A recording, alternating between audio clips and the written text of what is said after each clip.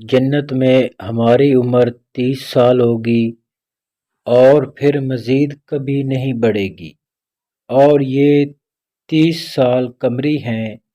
اگر انہیں سورج کے سالوں میں تبدیل کیا جائے تو یہ 29 سال، 1 ماہ اور 7 سے 10 دن کی عمر بنتی ہے۔ اس عمر میں تو آدمی بالکل جوان ہوتا ہے۔ ترمذی شریف۔ ایک حدیث کا مفہوم ہے کہ اگر کوئی دوران پیدائش مر جائے یا بوڑھا ہو کر مرے تو وہ قیامت کے دن 30 سال کا اٹھایا جائے گا۔ پھر اگر وہ اہل جنت میں سے ہوگا تو وہ حضرت آدم علیہ السلام کی بناوٹ پر ہوگا اور حضرت یوسف علیہ السلام کی صورت پر ہوگا، اور حضرت ایوب علیہ السلام کے دل پر ہوگا۔ اور اگر وہ اہل جہنم میں سے ہوگا تو اس کا جسم بڑا کر دیا جائے گا اور پھلا دیا جائے گا جس طرح پہاڑ ہوتا ہے۔ السلسلۃ الصحیح۔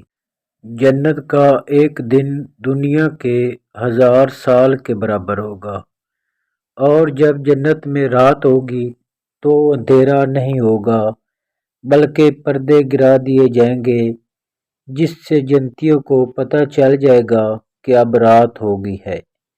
جنت میں سورج نہیں ہوگا بلکہ عرش سے ایک نور نکلے گا جس سے جنت میں روشنی ہی روشنی ہوگی۔